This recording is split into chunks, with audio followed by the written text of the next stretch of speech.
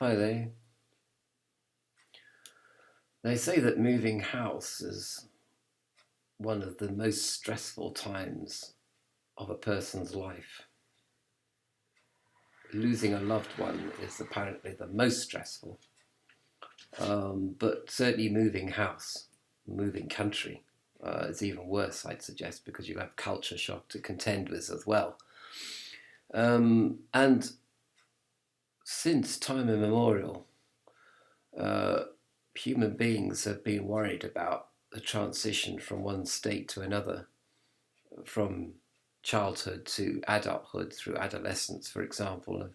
Many rituals have been put in place to guard against mishaps to do with transitions, including childbirth, of course, big transition period, intense period of transition, of course, where everything and anything is likely to go wrong.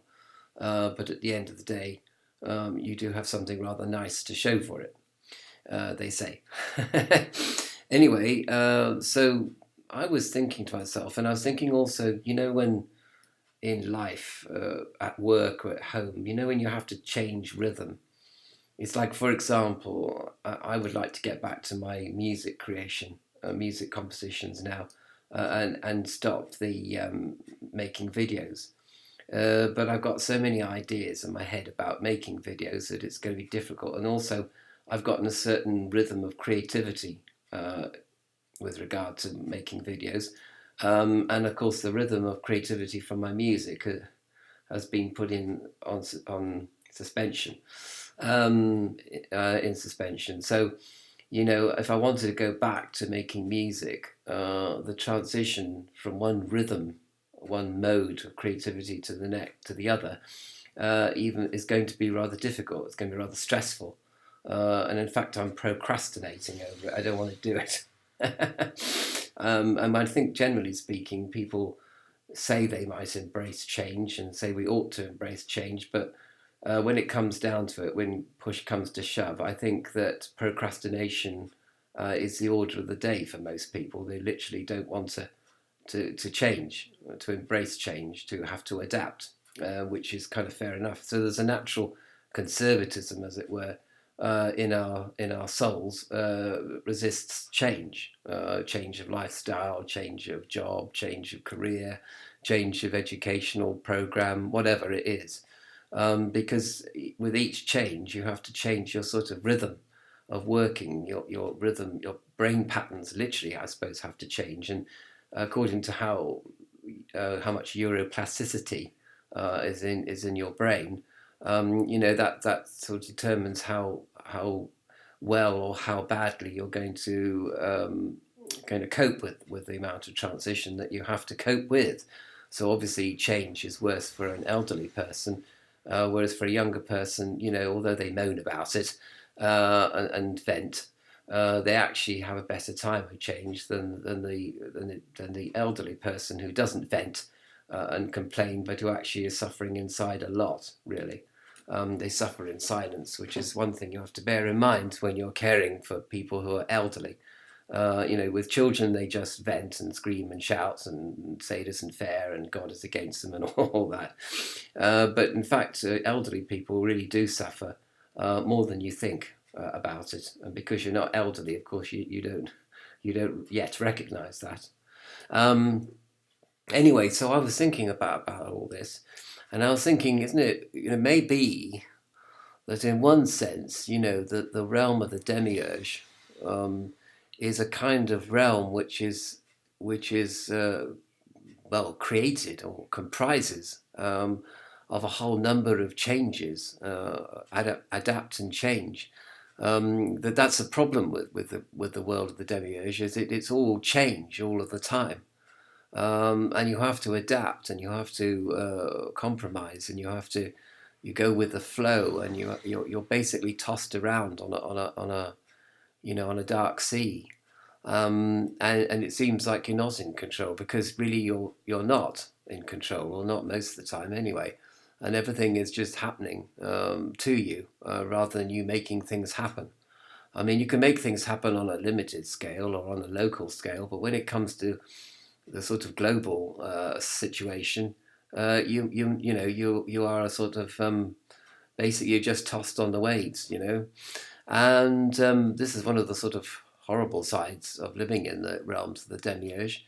But of course, using the sort of restoration model that I've talked about, when soul and God were in a relationship with each other in the supernal realms, before the demiurge created the world to which the soul was attracted or sent or whatever, of course there was no change, I suppose. And there was just a sort of understanding, a kind of gentleman's agreement, as it were, that nothing too drastic would change. And I'm not saying that the soul began to get bored with this, although some mythologies, might imply that, and the soul wanted to go off on a sort of quest like Bilbo in The Hobbit, because they were just, Bagginses are just made for wandering, kind of thing. They're sort of itinerant hobbits. Usually hobbits stay in one place, but Bilbo and his family are different from that. Anyway, but when the restoration occurs, when everything gets back, when we get back home, to put it in colloquial terms, we will then, I think, be in a situation where there will be change, but it won't affect us. And I have in mind, a game called No Man's Sky, which I actually haven't played. But that's kind of like, you're sort of floating through space and visiting this quintillion planets or whatever, and solar systems, but everything that happens, you get fired at by sentinels and attacked by pirates and I don't know what all, and you have to go through portals and work out glyphs and codes and all that. It's sort of like a game. It really is like it is a game. And when we get back to the supernal realm, it'd be like going into a computer game where basically you are not affected by anything that happens because you're safe behind your computer monitor, as it were, and you're the puppet master instead of the puppet master controlling you. And of course, in a game, you might have something terrible happen to you, but obviously you don't feel it yourself because you're in the game. Whereas in the infernal worlds or the demiurge worlds, if something bad happens to you, you feel it, you experience it, you don't like it, or even if something good happens to you, you experience it and you say, "Oh, this is wonderful," but then afterwards you smoke a cigarette. You know what I mean? And everything is back to where it was before. Whereas good things happen to you in computer games, and they can be pretty intense and pleasurable. But again, there's something of you that's sort of objective, that's outside the computer game. So I can imagine speculating about this, that the restoration to the heavenly realms will be a bit like playing a computer game that never ends. And you never have to go and fix the shingles or get a cup of tea or put the dog out or whatever in the freezing cold night, or fight wars or worry about terrorism or whatever, because it'll all just be, you'll be kind of distanced from the action, as it were. And also, you will be part of the Godhead and part of the divine spirit, as it were. So there would be nothing really to get hung about, as the song says. So I can imagine that, that it would be terribly interesting to go back to the effable realms. It won't be like, sitting around on a cloud, playing a harp. It'll be far different from that. It would be like, playing Second Life or playing No Man's Sky or whatever, but without any of the bruises and cuts and people trying to kill you and torture you and persecute you and bully you or whatever, because it won't be you. I mean, they may be bullying you, but it won't be you that they're bullying. But in fact, actually, when you think about it, it isn't you that they're bullying anyway, because the soul cannot be hurt and bullied anyway, can it? Really? I mean, so if we're in the demiurge here, this is our demiurge world here, if we go into soul consciousness, of course, we're not actually playing the game of the demiurge, are we? Really, we just think that we are.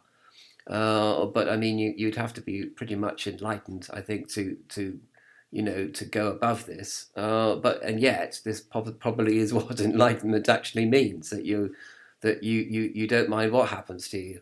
You could be a Kurd on the side of the road waiting to be executed by the Turkish militia, who are probably ISIS terrorists pretending to be Turkish militia, of course. And you might just say, oh, I'm going into soul consciousness, and I don't really care.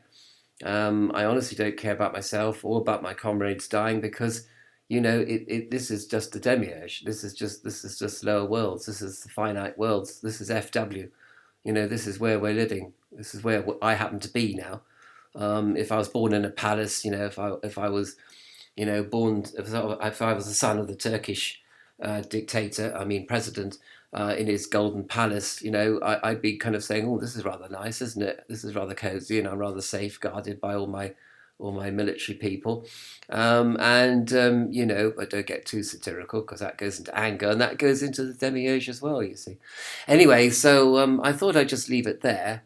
But the main thing is that, between the rhythm of the original supernal worlds, where the rhythm of your soul as it was then, in quotation marks, to what it will be is different.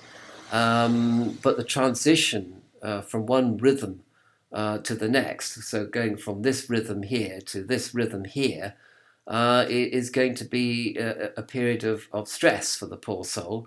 Well, part of your consciousness anyway that interacts with the demiurge world, and I think this is the kind of transition world, and this is why it's so stressful, because just as in ordinary life you go from one state to another, you go from one house to another, God forbid you won't go from one partner to another, and there's a period of terrible stress between going from one rhythm to the next. So I guess, as far as I'm concerned, I just have to embrace the change of rhythm. I'm going to have to, stop making these videos and go back to doing my music. And there will be a period of stress to overcome, to accept, and to do something about, because it won't be easy going from one rhythm to the next, you see, going back to the rhythm I was at before. But I suppose at least when I get there, when I get to the rhythm I was experiencing before, it will be like a homecoming. I'll be saying, oh, well, I'm back in making music now. So I guess I went from making music, it's the rhythm of doing that, to the rhythm of making videos, and then I'm going to go back to making my music again. And again, I suppose, microcosmically, I'm going to be restored to how I used to be. But at the present moment, I'm a bit split, you see. I don't know whether to go left or right. I don't know whether to go, I'm in a transition period, I'm betwixt and between.